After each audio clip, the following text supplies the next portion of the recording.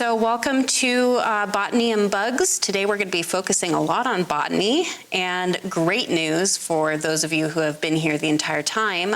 You don't have to listen to me exclusively speak for the next however long. So this is my friend Vikram Baliga. He is a professor over at Texas Tech. Is that correct, right? I'll let him give himself a better intro, but he's going to be talking to us about botany today. All right. Well, thanks. I was excited to get to do this today. I'm always happy to pretty much do whatever Sufyan asks me to do in general. And obviously, I'm always happy to talk about plants. So this should be a lot of fun. I kind of, and I'll share, I've got a PowerPoint I'll share in just a second. Let me see if I can turn you to see the class. Oh, shoot. Okay, sorry, we're dealing with a little funky connector. Okay, I won't touch anything else. Good, cool, okay. So I was trying to think of how I wanted to approach this, because I know you all have been talking about community ecology and ecosystems and conservation and those kinds of things. So I thought I would go a couple of different ways with this lecture, and I'm happy to answer questions and happy to discuss however, but we're going to talk about just a couple of very basic botany concepts, mostly about what plants need to grow, as well as how plants grow, and that'll make more sense here in just a minute. And then what I wanted to talk about is the way that plants sort of interact in sort of non-native environments. I'm, for the purpose of making this easy, calling them urban environments, but this could really relate to any sort of artificial landscape, any non-natural ecosystem. And so we'll go through a couple of different things, and so we're going to talk about the basics of botany. We're going to talk about some of the unique challenges in urban and residential and city and town ecosystems, and then we're going to talk about multi-purpose landscapes and the way that conservative, thoughtful, multi-purpose landscape design and ecological design can help solve some of our problems that we face in just in horticulture and in botany and in urban environments in general. So I'm going to go ahead and see if I can share my PowerPoint. Let's see. Okay, can you all see it? Can everyone see it? Yes. We're good? Okay, great.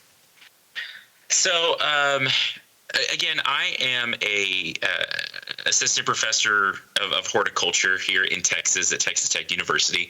I also run our greenhouse and horticultural gardens on campus. So we have a teaching greenhouse and garden, and we teach 1,500 students out there a year, plus thousands of members of the public. And so some of the things that I think I will be talking about today kind of come from this idea of recreating natural systems and strong, meaningful, powerful ecosystems in urban environments or in sort of, again, artificial landscapes.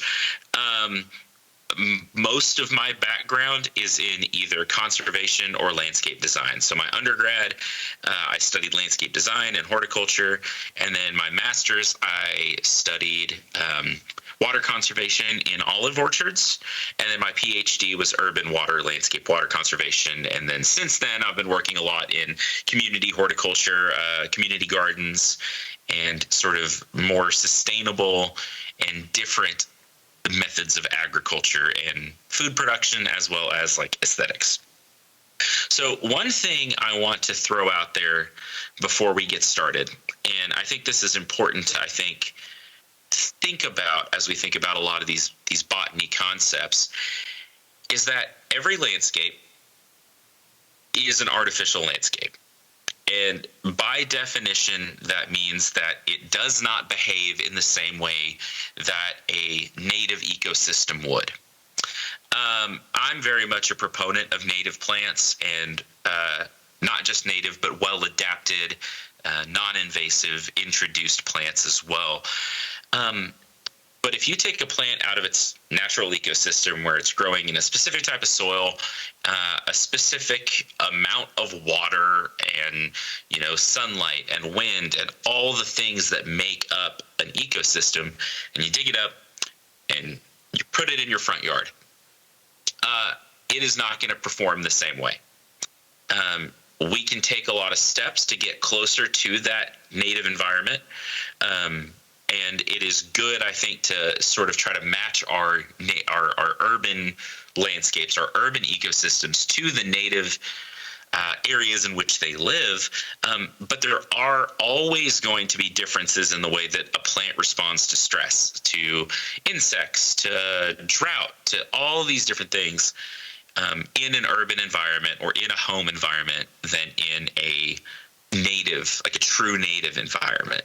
And so when we talk about native landscaping, I think we kind of have to keep that in mind, that just because something works in one location doesn't mean it'll necessarily work even in a very, very slightly different location. And so when we talk about how to design a landscape, it actually gives us more options. And a larger palette of plants we can use, and new tips and techniques and tricks and things that we can use to make our landscapes more beautiful and more efficient and more ecologically friendly. So we're going to start off talking about some of the very basics of botany. Okay. And I went back and forth on this for a while because it's like, oh, how much down in the weeds do I want to get on this? Because we could talk about very specific things that I make my students learn. Or we can talk about some of the higher level things that a plant needs to grow. And a lot of this will be review, I think, for a lot of folks. But I think it is also important to reiterate this because, again, this applies to how we use plants in the urban landscape or the home landscape. So what are the things a plant needs? I think from the time we're in kindergarten, we kind of learn that there's three main things, right? That a plant needs sunlight, a plant needs soil, and a plant needs water. And all of those things are true. But there's more than that as well. So the first thing is we need adequate space and growing medium. And I say growing media because when we start thinking about places that plants grow that are not just out in a field somewhere, it kind of expands the things that we use to grow plants. So this could be soil, which soil is sort of the collection of sand, silt, clay, decomposed rock, all these things that exist out in nature. So if you go out and you dig a hole in a field, the stuff that you dig up is soil, right?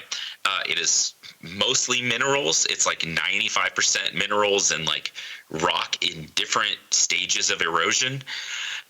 And then 5% or so organic matter, like decomposing leaves and other stuff, compost.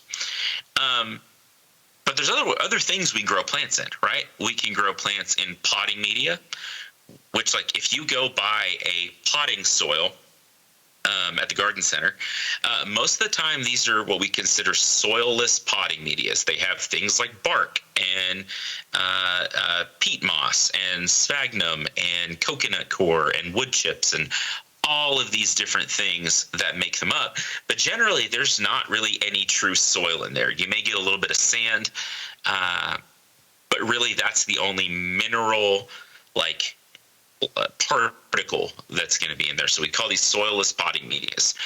They tend to be well drained. They tend to have more nutrients in them, and they tend to be much lighter than a field soil. So in my greenhouse, when we grow plants, we're not going outside generally and digging up stuff from the horticultural garden and putting it in a pot and then using that soil inside because it's really heavy. We bring insects in, we bring pathogens in, so we use sort of a clean potting media. We can grow plants in water. Hydroponics is a whole thing now. and not now, it has been for a long time. Native peoples of the Central Americas have been doing forms of hydroponics and growing plants on rafts and in water since about 1000 to 1100 ACE. There's evidence that it was done in different parts of the world even before that. So it's not a new technique. It's just something that's becoming popular, and we're using more technology in it now. We can hang plants from the ceiling. Aeroponics is a new version of hydroponics, which we'll talk about a little bit here in a second. And it's another way that we can use just the air, just the environment around the roots of a plant to grow plants. Plants need water. But they also need good quality water. They need adequate water. They need it kind of weirdly at the right temperature. And there's a lot that goes into proper irrigation of your plants. Plants need sunlight. But not all sunlight is created equal. For example, here in Lubbock, Texas, where I live, this time of year we get about 15 hours of sunlight. And it was 107 degrees on Saturday. Plants don't love that. And so when we say like full sun, if a plant is full sun, that means like 6 to 8 hours of direct sunlight, right? So if you notice that your full sun plant is just like sitting out in your yard and catching on fire, it's probably because we're taking full sun a little too literally and just leaving it out to its own devices all day. Now, in a native setting, in a field setting, a wildflower, a plant that is well adapted, can usually take that however many hours of sunlight we throw at it. But like your tomatoes are not going to be real happy if it's 107 degrees outside. I know mine aren't. They're just quitting on me. And we're all waiting for fall at this point.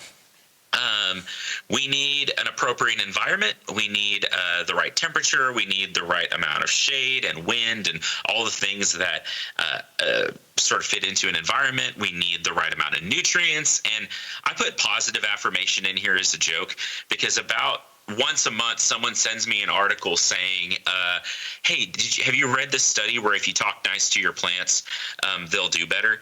I have. About once a month, I get this article and I read this article, but thinking nice things about your plants probably makes you take better care of them. The plants themselves don't really care if you play like loud rock music at them, or if you, yell verbal abuse at them, or if you call them nice, beautiful plants and, tuck them in every night. They don't care so much. It probably affects you more than it affects the plants. So here's a plant growing in soil, right? It is outside in a field. You have either planted a seed or transplanted a plant out there. There's a lot of advantages botanically to growing in soil. The roots tend to be protected better. Soil does a really great job of buffering against chemical change as well as temperature change. So if you're growing a plant out in the soil, typically it's going to be a little less susceptible to big temperature swings, either cooler, warmer, whatever. Good soils tend to retain moisture well. They tend to have the nutrients that a plant needs at some level. And plants in soil, have been growing in soil for millions of years, hundreds of millions of years. So this is sort of the gold standard, right? You go outside, you dig a hole, you put a seed in it, the seed comes up, and you have a plant growing in soil. But again, that's not always practical if you're trying to grow plants inside. So you may use something like a soilless potting media. Now, again, these are going to retain moisture pretty well in general. They're going to have good nutrients in them in general, and they're good to grow plants. However, if you go and you stick them outside and it's hot all the time and it's windy all the time, they're going to dry down fairly quickly. They don't have that same buffering capacity that a true, real field soil might. Here's an example of hydroponic tomato production. Okay, so these plants are growing in some kind of grow bags. They probably have something called rock wool, which is sort of like it's essentially spun rock that feels like wool. It retains a ton of moisture. The roots can grow through it easily. But when we think about food production now and growing plants in greenhouse environments, this is a major deal. Worldwide, we are growing a lot of our food supply hydroponically. Now, not all of it, probably not even 20% of it. When we think of, 5, 10, 15% of our food supply coming out of a greenhouse, that's pretty substantial, right? That is a lot of calories a day per person. People will talk quite a bit about how, hothouse hydroponically grown tomatoes don't taste as good. Well, maybe when we first started producing them, that was true. But now we've learned a lot, and we can add the nutrients necessary. We can adjust the environment in such a way that we can make hydroponic tomatoes taste coming off the plant just the same as they would coming off a plant that's grown in someone's backyard. I didn't use the picture in here because I wanted to show more of a large-scale production setting. But you can grow tomatoes in an environment like this for incredibly long periods of time, right? Normally we think about tomatoes as you plant them in the spring, they live for a while. It gets kind of cold and then they turn to mush in a hurry. But they grow tomato plants in some of these hydroponic production systems that live for 18 to 24 months. And they'll harvest 800 or 900 pounds of tomatoes off a single plant in some of these large production settings. So hydroponics is cool in a lot of ways, but a big thing is that we can use, say, abandoned shopping malls or warehouses or apartment buildings or a basement at Disney World somewhere to grow tomatoes and lettuce and things. And I say Disney World because this is a picture from Epcot at Disney World of something called Living with the Land. Disney doesn't do anything halfway, so you can take a boat ride through their hydroponic and aeroponic growing facility. You actually can see there's people on a boat back here. But these are Brussels sprouts being grown in an aeroponic production facility. So they're on a conveyor belt, and they go through this trough right here where high-pressure nozzles spray water and nutrients onto the roots of the plant. So they'll spend, 90 seconds going through here, and then they'll spend 5 minutes just hanging in the air with the roots suspended in the air, sort of drying out, and then they go back through. And they can produce 5-10 times as much per plant in a system like this than you could growing in soil. So the point I'm trying to make is that this is where botany is starting to meet our technology. We can take these concepts that work because plants have been doing this for, again, hundreds of millions of years, really without our intervention. And we can start to adjust our practices, and we can apply those principles and these biological principles to our technological systems, and we can get more food and more production out of less space and less resources, which, as our population grows, as climate change does all kinds of weird things to the environment, things like this are going to become more important, and taking advantage of sort of the botanical flexibility of plants and the wide variety of places they can grow is becoming more important. So those are some of the basic things plants need to grow. Again, they need water, sunlight, something to grow in, nutrients, and just really a good environment. But let's talk a little bit about how plants grow. And I hope I can explain this well, because there are a lot of misconceptions about how plants grow. So I was watching a TV show one time, and they were like trying to solve a crime, like someone had been shot or something on the show, and they were looking for the bullet like that was part of this crime. And so they were like, oh, it went through this window and it's stuck in this tree. And they were like, oh, but the shooting was like 10 or 20 years ago, so now it's not here, it's way up there. And so they got a ladder and they climbed up in the tree, and they found the bullet 30 feet higher in the air, and they solved the crime. Hooray. Except that's not how trees grow. That's not how plants grow.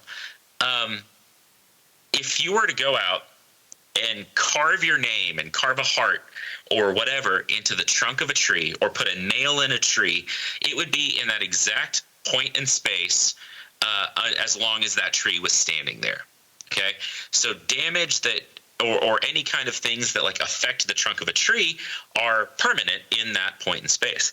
So there's not like a whole bunch of tree underground that's getting pushed up in the air. It doesn't grow from the base of the tree upwards. Trees and plants in general grow out this way, and they get larger in diameter from the outside of the stem, and they grow out from the tips. So they grow up and out this way. So what we're looking at here is sort of the, in this picture, the life of a tree and the things you can tell from a cross-section of a tree. So A, here in this top left picture, corresponds to the very center of this tree ring, the very, very middle tree ring. As that tree germinates and grows as a sapling, as a seedling, that's your very, very center ring.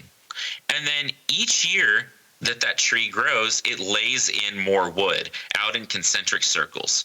So like if you start in the middle and count all the way out to the outside ring, you can tell about how long a tree has been alive. Each one of those rings is that trunk expanding in diameter and adding more wood. Okay. And then, so like if we look at letter C here, what this is showing is that wind was blowing in a specific direction, right? This tree's leaning. So the center of a tree is usually not in the center. It's usually offset, because a tree is going to react to forces like wind or gravity or whatever else and put more wood on the opposite side. So if you see a whole bunch of wood from the center, or more wood on the north side of a tree, as you look at a cross section, you can guess that the prevailing wind came out of the south, and that force was always applied to the south side of that tree because that tree was putting on more wood on the north side to help it stand up and help it resist that force. Okay. We'll skip through to F and say a forest fire came through and charred some of the bark of that tree, or charred some of the wood on that tree. You would see essentially like a scorch mark in that tree's sort of historical record as you looked at the cross section. So you can tell a lot about the environment but just based on how a tree grows and based on its rings. So like a really wide band is probably a wet, really good year, right? The environment is appropriate for that plant growth. A really, really narrow band is probably a hot drought year where that tree didn't grow as much. Okay, so that's a tree or a plant expanding in diameter, right? Your tomato's not going to do this. You're not going to get tree rings in your tomato, but it still grows in the same way. It has that growing point on the outside of its stem, and it gets wider and wider as the season goes on. But then a tree also grows out from the tips. So at the end of every stem, we have something called a terminal bud or an apical bud. And this is the main point of stem elongation. So as that tree grows, it's adding length from the tips of the stems outwards. That's why we don't want to go out and like top our trees, right? If you come in and you cut off these growing points, there's nothing to elongate that stem. And you get weird growth things. You'll get lots of these secondary buds growing, and it gets bushier. But it doesn't grow in the way that sort of botanically it's supposed to. So we want to be careful when pruning that we're not removing too many of these growing points unless we're doing it for a reason, right? If you say have a hedge in your front yard and you want it to be more full and more dense, well, you come in and you take off all those terminal buds, and it'll cause those branches to, well, branch. And the lateral buds that are down the stem will start growing because that terminal bud's gone. And then you can get a more dense sort of full plant that way. So in general, a plant doesn't really, I'm going to say the word want, even though a plant doesn't really like want things or not want things. It just responds to the environment. But ideally, those terminal buds would keep growing. It would help that plant compete for sunlight against the plants around it, and everyone's happy. The plant goes on with its day. But then we put it in our front yard, and we don't want it to, like, go through the window of our car or into our roof. And so we have to prune selectively, but we prune based on the biology of the plant as much as we can. So again, that is a very couple of quick things about how plants grow and what they need to grow. But it directly relates to how we use them in the landscape and how we use them in urban environments. So this, by the way, is not Lubbock, Texas. We are flat and dry. It's so flat here you can watch your dog run away for 2 days. And if you look real hard, you can see the back of your own head. And we're a fairly urban environment. We have about 300,000 people here, but it's not like this. So I believe Missoula is probably not pictured here either. But some of the things that would apply in a big city like this still apply in any town or any city. Some of the challenges we face with our plants and with our ecology and with the botany of our plants are kind of the same, regardless if you're in New York or Chicago or Lubbock, Texas, or anywhere else, okay? So I'm using the term urban pretty loosely here. But urban ecosystems are these complex webs of plants, animals, people, and environment. And because they are artificial, sometimes we have to be very thoughtful in the way we approach plant growth and the things we plant and the way we manage our environment. Okay, they're usually combinations of some kind of green spaces and hardscapes. So hardscape is anything that water doesn't want to go through, right? Concrete, roofs, sidewalks, drainage tiles, anything else. That's all hardscape. And then we have green spaces like parks and medians and rights of way and things like that. And all of these things together kind of make our urban ecosystems. Okay, we have large populations, we have pollution, we have a lot of challenges, but we also have a lot of opportunity, even in our modern urban environments, to be more ecologically conscious and to be more conservation minded in general. One way to do this that I am sort of especially interested in is multi-purpose landscapes. Okay, this is a cool, though incomplete, solution to a lot of things in an urban environment. Now, I like to make the point that it is incomplete because we don't have any single solutions to things like pollution or hunger or climate change or pollinator loss or any of the challenges we face. None of this exists in a vacuum. And it would be really great if I could say, oh, this is the one tool, the one trick that we can use to overcome our challenges. But ecology and our environment are complicated. And they're necessarily complicated. They're complicated because they add checks and balances into the system. They add resilience to the system. And so when we approach all of these challenges, conservation, food insecurity, economic insecurity, habitats for pollinators, the heat island effect from a city, runoff, all of these other things, pollution, we can't just look for one solution. We have to use sort of all of the tools in our toolbox to come up with complex solutions for complex systems. Okay, but we'll talk about multi-purpose landscapes because I think they're cool. And I was told I could talk about whatever I want, so this is what you get from me. I do this to my students too, by the way. I'll be lecturing on something and I'll tell them a story and they'll be like, "What? Why did you tell us that?" Like, because I thought it was cool, and you're a captive audience, so that's how lecturing works. So what is a multi-purpose landscape? Okay, landscapes that address multiple needs are becoming increasingly popular. I say on everyone's minds. Eco-friendly landscapes are probably not on everyone's minds. But if you're sitting in this room listening to me talk, it's probably on your mind at least a little bit. Being more environmentally friendly is probably something that you have some consideration for, right? It's something that I think about a lot when I design my own landscape, and when I put plants in my garden, and when my son and I grow vegetables or whatever else we grow, right? We're trying to be as environmentally friendly as possible.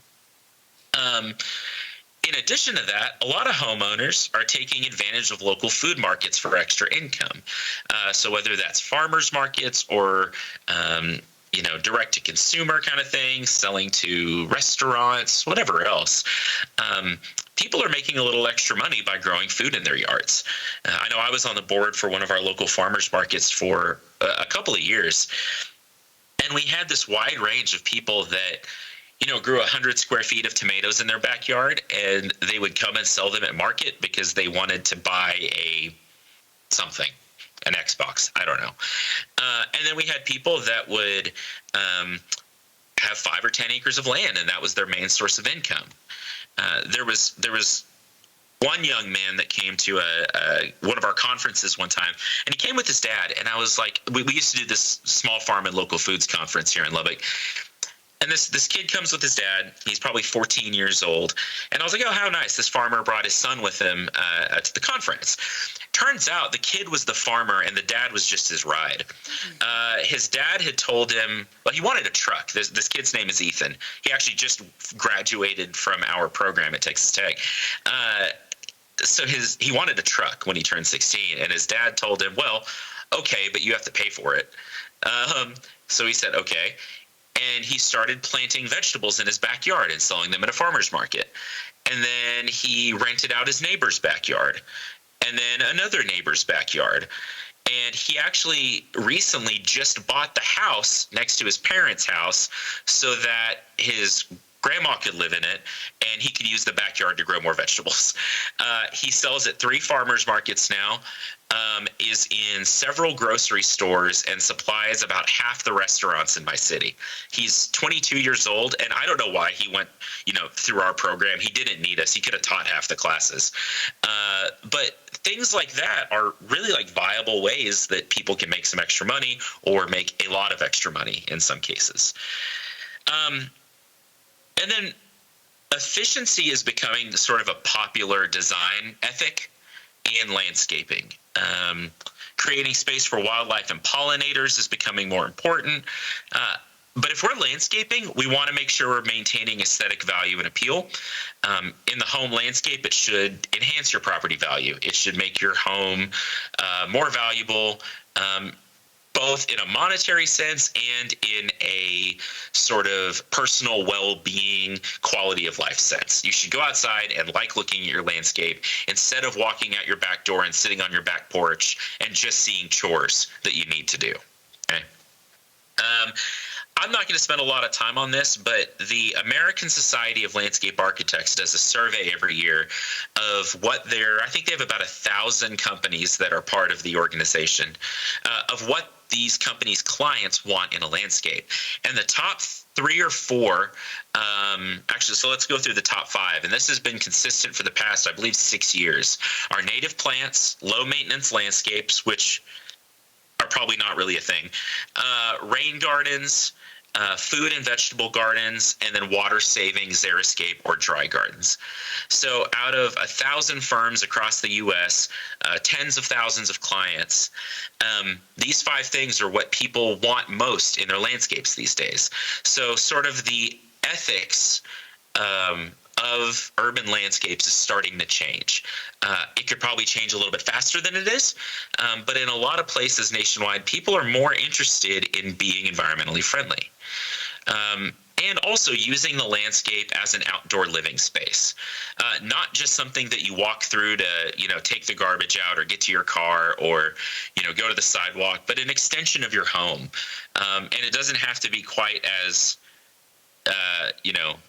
bougie as this. It can be a lawn chair in your backyard where you sit under a tree and listen to the birds or watch the squirrels, or somewhere where you go and cut flowers to put in your kitchen or whatever. Like, it should be an extension of your home. And turns out when we do things like that, we tend to put more emphasis on the spaces in which we exist. So if we are spending more time in our gardens and our landscapes, just psychologically, we want to make them better, and we want to make them more efficient. We want to make them easier to care for, and we want to make them prettier. Another way to go about this is using edible plants in the landscape as landscape elements. So you don't have to be this kid Ethan who takes over the entire neighborhood and builds a small farm empire in Lubbock, Texas. You can grow a few tomatoes. Peppers are pretty plants. You can use things like spinach and herbs and cabbage and kale, basil, strawberries.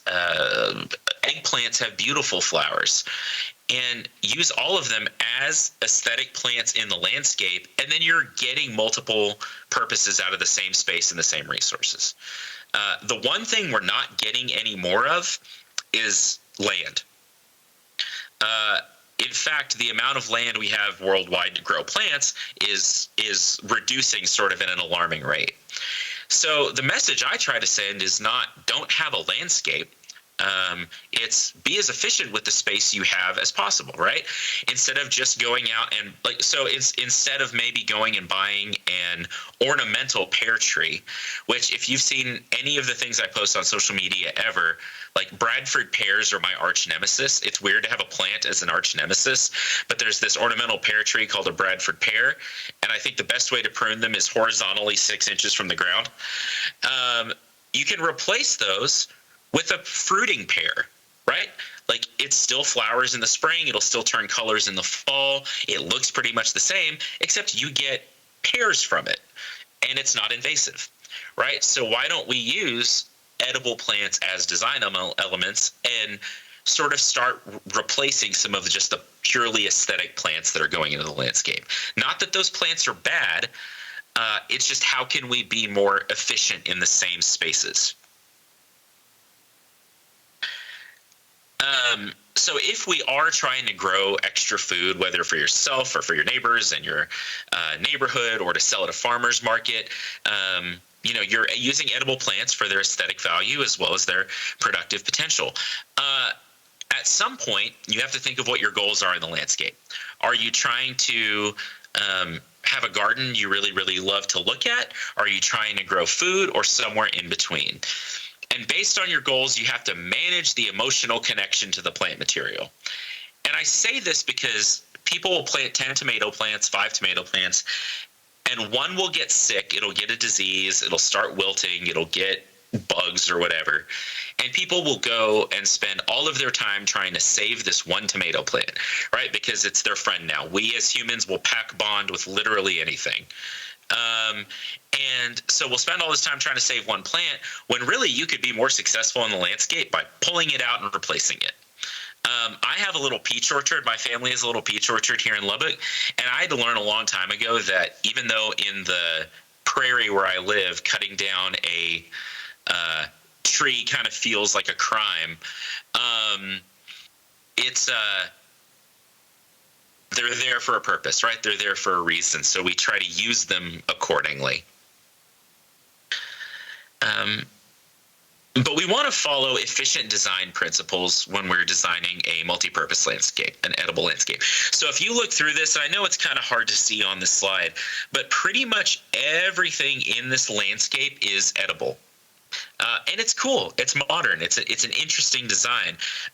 There's Swiss chard up here. There are alliums in the back, sage over here, a number of different colors and types and textures of lettuce. I think if I remember correctly, there's some kale and things back in the back. There's basil and peppers and a lot of different things that make this really an attractive landscape that also yields a ton of stuff. Like you can harvest a lot from this, okay? So things that'll make us more efficient in the landscape, grouping plants by their needs so that you're not overwatering something and underwatering another thing.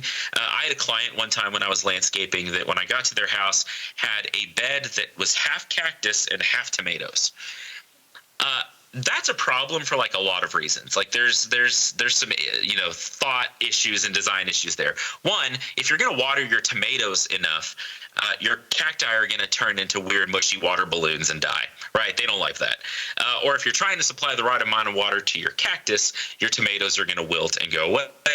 Plus, if I'm harvesting tomatoes, I want to be as far away from the closest cactus as possible, right? That's not good utilitarian space usage. So group plants by their needs, and you'll be a lot more efficient. Pick as water-wise plants as you can. Now, if we're growing vegetables, they are going to have a higher water requirement in general. But I want us to stop thinking about that as a waste of water. It is an efficient use of water.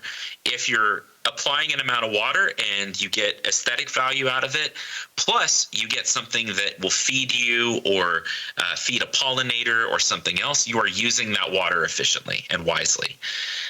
You need manageable or no turf areas. Like turf grass is what it is. It serves its purpose, but it's not efficient, right? It's not the best part of an efficient design. So we want to minimize our turf grass areas, so our lawn areas. Efficient irrigation systems. This could be going out and watering with a hose or putting in drip lines and soaker hoses and things like that. Prepping the soil. So I tell people this all the time. Get a soil test. The Extension Service, or at least one university in most states, has a soil testing lab. So you go out and you dig like a 6-inch deep hole about the width of a trowel. And then in a given area, you'll do that about 10 times, just sort of randomly. Mix that soil together, let it dry, and then send off your soil sample to a testing lab. They'll tell you what nutrients are in it. They'll tell you the pH of the soil. They can tell you if there's any like residual herbicides or anything else in the soil. But that keeps you from either applying too many nutrients, like over-fertilizing, and it keeps you from under-fertilizing. You want to be meeting the needs of your plants. Okay, mulching. Use mulch. I will never try to talk someone out of mulching their landscape or their garden, whether it is straw or spent hay or bark mulch or anything else. It helps prevent weeds. It keeps the soil cooler in the summer and warmer in the winter. It reduces water loss, and your plants are going to be much happier and healthier. And then proper maintenance. Make sure your plants are healthy. Make sure all of your, if you've got drip lines, make sure there's not holes in them, that squirrels haven't gotten after them. If you have sprinklers, make sure they're not spraying onto concrete or onto a wall. Let's make every drop of water we pump out of the ground or out of a lake count. It's not don't spend the resource, it's spend the resource as wisely as possible. Okay. I'm running out of time, so I'm going to go quick through the last of this. So here's some just garden design ideas. Now, this is not the most attractive garden, but it does have some interesting and important principles here. So in this one, the house is sort of on the lower end. Let me see if I can get a laser pointer on here. On the lower end of this garden, okay? So things that require more maintenance, that are more colorful, should be planted closer to the house. Things like colorful flowers or higher water requirement plants, things that are going to need more attention. The closer they are to your home, the more efficient they're going to be, because you'll spend the amount of time you need to take care of them. As you get farther away, things like raised beds or trellises or lower water use plants are really useful. Things that can take care of themselves a little bit more, or things that are going to require more space. Okay, put the more high needs, the needier plants close to your house, the things that are not going to block views that you want to look at every day, and the rest of the stuff you can sort of make decisions as it gets farther away from your back door. Here's another cool design. This has, I believe this is a pomegranate tree. Plus here's some sage, there's basil, there are herbs and all kinds of things. This isn't a botanical garden, but these types of very modern designs actually work great with multi-purpose landscapes. Just looking at some different pictures, this one's kind of cool. I love sunflowers. They are great forage for pollinators and birds and all kinds of other things. But you can also eat them, right? They serve as structure for squash or shade for your tomatoes or a lot of other things. So this is a good way to mix and match plants. You can have ornamentals down here in the front. There's some squash and some gourds farther back in this landscape. There's a grape over the arbor. And it's really a well-done and nice multi-purpose landscape. We can use a lot of plants that have multiple purposes. This is rosemary. Culinary rosemary has pretty flowers in the spring. It is great early season and season-long forage for our pollinators, and we can use it as an herb in the landscape. And there are a lot of them that are not super cold tolerant, but they've bred rosemary that'll go down to like zone 3 or 4, so southern Canada. It'll take very cold conditions and come back the next year. This is a variety of strawberries that has like really pretty fuchsia pink flowers, and it also yields strawberries. Now, these are not the best tasting strawberries I've ever had, just being completely honest. But again, they serve a nice aesthetic function in the landscape. You can eat them, birds like them. But also just a regular strawberry, like production strawberry, is really pretty, right? You have a nice white flower, you get a fruit off of it, it serves a couple of purposes, makes a great ground cover, actually. Strawberries are surprisingly tough. They're cold tolerant, they're heat tolerant, they are strong little plants. So here's another picture of that with a little fruit on it. This is the flower on an eggplant. It is a beautiful flower, and they actually get these large, like sort of dark green, luscious leaves. The fruit are interesting. They provide season-long interest in the landscape, but also, if you like eggplants, it's a great source of food. Here are tomato flowers. They look similar. They're in the same family. Sunflowers are great multi-purpose plants. You can, again, roast the seeds. They can be eaten in a lot of different ways. A lot of different parts of this plant can be used. But pollinators love them. They are huge. They produce a lot of nectar. So for bees, butterflies, and everything in between, they're important sources of forage through the season. And then the birds eat the seeds at the end of the season. This is a plant called Turkscap. It's in the mallow family, so it's in the same family as a hibiscus. It puts beautiful flowers on. It'll flower in the shade. It's pretty cold tolerant, and it puts on these little fruits that they're mostly seed. But you can eat them. You can make jam out of them. They kind of taste like they have a flavor similar to an apple, but they have sort of honey notes in them, and it's a mild flavor. But I like them. They're really pretty good. This is a variety of basil called balsamic blooms. This is a heck of a pollinator plant. Bees love basil flowers. And this is one that you can let it go to flower and let all these showy bracts come out, and it doesn't really ruin the flavor of the leaves. Some basils, especially some of the wild types, when they go to flower, the leaves get a little bitter. But a lot of the improved varieties don't do that as much. This is a sweet potato vine. So this is more of an ornamental variety, but it's a great ground cover. It does produce a sweet potato that is, in a very technical sense, edible. There's a difference, by the way, between edible and palatable. It won't hurt you, except maybe, in your heart. Because it doesn't taste good. But you can also get like production sweet potatoes, and they have beautiful bright green leaves, and they also make a great ground cover. This is asparagus. And I see at least one person out there going like, no, it's not. We harvest asparagus when it first comes out of the ground. And if you've ever been or seen an asparagus field, if you haven't, you should look it up, because it kind of looks like someone's trying to play a trick on you. Like they just took asparagus spears and stuck them in the ground and ran away. But that's how asparagus grows. We harvest the immature stalks.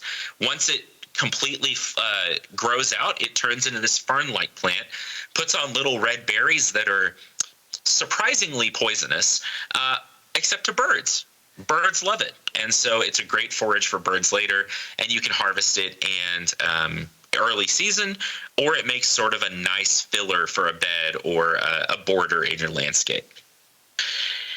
And I think through all of this, we've talked a lot about, what do we do for, if you're going to sell lettuce or whatever else. But protecting our wildlife, whether it's bees or butterflies or mice and lizards and everything else that exists in an urban landscape, is super important. So planting plants that they can take advantage of, that they can eat and survive off of as well, whether that's laying their eggs or foraging on the flowers. Again, honeybees and other native bees as well love basil flowers. This is a basil flower.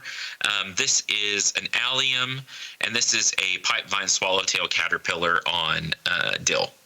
So we can grow a lot of things that we can use, but that wildlife can use as well.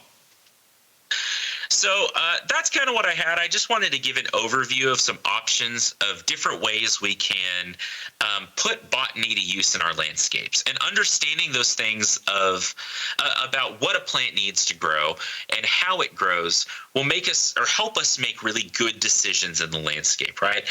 If we know what kind of a soil a plant needs to be successful, we can either make sure we have those things available or choose a different plant that fits well with our soil. If we know how much sunlight it needs, we know when to provide shade or what side of our house to plant it on. And so, if I had another 2 hours, we would go through some of those things in specific. But this is hopefully a starting point where we can look into maybe some more of the needs of our plants and some more of the things that make us successful in the landscape. So here's my contact information. Feel free to reach out. I'm always happy to talk to plant people and answer questions. I have a couple of podcasts, and for better or worse, my face is all over social media. I'm Planthropology or the Plant Prophet a lot of places, but I know I went over time a little bit, but if anyone has a couple of questions, I'd be happy to try to answer them. Yeah. Does anybody have any questions? I'm looking for In the Grow podcast, but it's not coming up in mine. Oh, yeah. Is your In the Grow, is that pretty much local, or is there a way to access that? No, we should have, it should be available on most podcast players, unless it is not doing that right now. Hold on. Let me see if it comes up on my phone. Because we have had issues with that in the past. He's being very modest, but his podcasts are fantastic. I highly recommend for anybody who's interested in botany. Planthropology has gotten me through a lot of road trips and just daily chores and everything else. It's a super interesting podcast to listen to and funny. Well, thank you. So In the Grow is with my co-host name is Rachel Boyd, so it's listed under her name. So if you search for In the Grow with Rachel Boyd, it should come up. The logo is a picture of a sunflower. Perfect. That worked. Any other questions?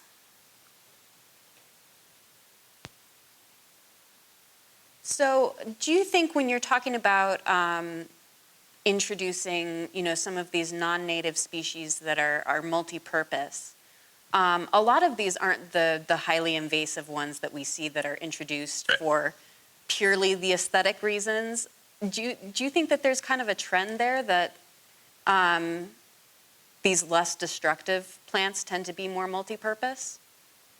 I think so, for sure. And, I look at stuff like that a lot and realize that, we don't know what we don't know a lot of times. And so when we introduce plants sometimes, either as an aesthetic plant or maybe for a biological reason, like kudzu or something like that, it's not necessarily malicious. And I think sometimes that it gets taken that way. But yeah, like a fruiting pear is going to be way less invasive than a Bradford pear, because so much more goes into the production of each fruit from the plant standpoint that it's not going to create this enormous, huge seed set that crosses out readily with other plants and does all these other things like a Bradford pear might. And I think that if we start thinking about that using maybe even if we find varieties that are better suited to a region, that can a lot of times reduce the amount of like invasive potential, or also reduce the amount of resources we have to spend like per plant. So yeah, I think in the industry for sure, a lot of the breeding work is going into making plants that are, one, less invasive, that have less potential of becoming invasive, but also that are more productive. Okay, and that actually brings into part of our last lecture, which is energy allocation and how plants kind of, or how any organism has a limited set of energy, right? And so it chooses what it allocates that energy to. And that was an awesome point about, when it produces that fruit, it has less towards that invasive potential that we see with a lot of our invasive plants here. So very cool. Any other questions? Last call? Okay, well, thank you so much, Vikram. This was amazing. We really appreciated you doing this. Yeah, absolutely. I was happy to do it, and anytime. Cool. Okay, we'll let you go. Thank you. Thanks. Y'all have a great night. Awesome. Okay, so let's take a break for a few minutes, and then I will switch to what we're doing next, which is a very brief overview of how you can learn more about the insects and plants here in Montana. So let me just get that up. Okay, perfect. So, basically, I want to go over some of the resources that we have so that when you're out exploring Missoula and Montana and wherever you end up, you have some resources to kind of help guide. Because I think one of the biggest challenges with botany and bugs is identifying what you're looking at. I still have a lot of trouble with botany and plant ID personally. I'm getting better with spider identification, and we're working towards the rest of the bugs. For spiders in particular, I highly recommend this book right here. I've gotten a ton of use out of this. It's really well organized. It's here at the library if you need it. And I'm going to have a little activity towards the end where you can kind of ID a couple spiders that I've taken pictures of using this. But just to start with iNaturalist, this is the iNaturalist observations just for Missoula. And this is an app that you can download on your phone, but you can also use it on the desktop. And you make an account and you can upload pictures of what you're seeing in nature. And then some really nerdy people, such as myself, will go through and help you ID what you're looking at. iNaturalist partners with Seek, which uses an AI to detect what you're looking at. And usually it's pretty accurate. Sometimes it can't quite get it, especially when it comes to bugs and some sort of trees, especially if there's not, flowers or, it's not at a certain stage to help it identify. And so that's when the community of iNaturalist really comes in handy.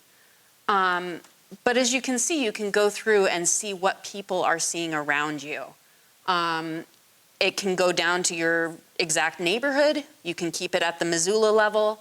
But as you can tell, some people are doing some pretty cool moth catching just through these pictures here. We have some beautiful butterflies, a lot more moths.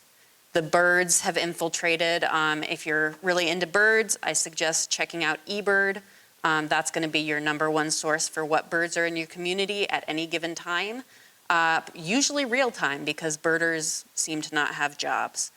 I'm sure they do have jobs, but I don't know how they get these rare species all the time. I'll get the alert and it's like 2 p.m. on a Tuesday, and they're already out there. You'll show up at 5 after work, and they've been there for hours. But this is an example of how you can use it for plants, right? And one of my favorite activities to do, and especially when you're new to exploring botany and your community on a botany level, is to just go out with Seek and start identifying plants that catch your eye, and even the ones that don't catch your eye, just the ones that are closest to you, and take a little walk either down your street or in any of the green spaces that we have here, which we have a lot of, and start noticing what is native and what isn't. And just by becoming aware of what species we have and what role they play in our community, whether that's a role that they've had historically, meaning that they're native, versus introduced, versus invasive, all of those have different levels of impact, and all of them have different places in our community. Even the invasives, there's a reason that they've stayed here, and it's because they've found their niche and they have found a way to exploit it better than any other plant here in our native ecosystem. And once you start getting into more of this and seeing more of these, types of species, these types of locations, being more aware of what's around you, you're going to see less of what is called green blindness, which is you see green and it's plants. And that's as far as you go. And I'm guilty of doing this all the time. I look out and I see plants. It's plants, they're all green, very nice. But there's so much diversity to greenery, not even getting into flowering plants, not even getting into fruiting plants. Just the greenery can be incredibly diverse without us noticing. And so going in there, either going old-fashioned with, a book that we can borrow from the library right here, or going with your Seek ID app, and just figuring out what species are around you is going to make a big impact on kind of connecting yourself to your ecosystem, to the community. And that's the goal of this program, is to make you more aware of what's around you, so that in turn, you have this education, you have this awareness, and hopefully this drive to go out and then share those findings with people, right? We want you to go and share this awareness, this, new awareness of a depth to greenery, a depth to botany, a depth to the interactions that you see. And share that with your community members, and, each person you share that with, they get connected to what's around them as well. And I think that really is what it comes down to, especially when we deal with conservation issues, is how connected people are to what's around them. Oh, dead deer. We see a lot of those, unfortunately. It's how connected they are and how invested they are. And it's not, I think one of the problems that we get into with conservation is assuming that people don't care about an issue because they haven't done anything, when a lot of the times people aren't aware of the issue. For example, we hear Save the Bees, and that's a campaign that has gone to, help our native pollinators. But a lot of the times people will hear that and understand it as, we need more honeybees. And honeybees are actually a non-native species for the most part. A lot of them are European honeybees that are used as basically livestock. They're part of our agriculture. And so when we create these hives in our front yard thinking that we're helping save the bees, we're actually creating a competitive force for our local pollinators. And so becoming more aware of the different ecosystems, the different interactions, and how things are different, that there's more depth than just, this is a bee. There are many types of bees. What type of bee are we talking about? That can really help create a stronger community. Love that this guy is out here with all the moths. I love when you find one guy and it's all the same. Oh, I love this. Okay, we needed to have him come in and talk about bugs. All these are his. So as you can see, Missoula has a ton of bug diversity. You can walk outside right now and find 5 different bugs. You just have to start looking for them. And I think I'm going to speak especially to spiders because I used to be incredibly arachnophobic. The 2 people who are going to see all the spiders are the people who really love spiders and are actively looking for them, and the arachnophobics who want nothing to do with them. And personally, the one thing that really helped me get over my fear of spiders is, I always realized at an intellectual level that they were helpful for the community, and I didn't want to kill them, but I was also terrified to enter my own kitchen if they were in there. So it was an unsustainable relationship. But understanding more about them and wanting to identify them has really helped me, because even if I still get moments where I'm scared of them, I really want to know what type of spider that is so that I can log it on iNaturalist and get another spider badge. So it's become like an adult Pokemon for me. Gotta catch them all, and for spiders, that's the solution there for me. And so I just hope that this, this class and this series, all of which are available on YouTube through the Missoula Public Library YouTube page, I hope that it kind of encourages you to find where you fit in the community and what your interest is, and just build on that. There are people in this community that will help you. I'm happy to connect you with them if you have an interest that you want to expand on. And just become an advocate for your community so that we have all of these things preserved and more people are becoming aware of what's around them. Like our little house sparrow, which is native or invasive? Invasive. And our bald eagle, which is a native, but it is also a what type of kleptoparasite? Opportunistic kleptoparasite. So it opportunistically steals meals from other animals, oftentimes ospreys. Okay, so I'm going to wrap this up. I have two spiders that I would like you guys to work on IDing as a group. This little guy and this little guy. So I'm going to grab the two pictures so you can see them at one time.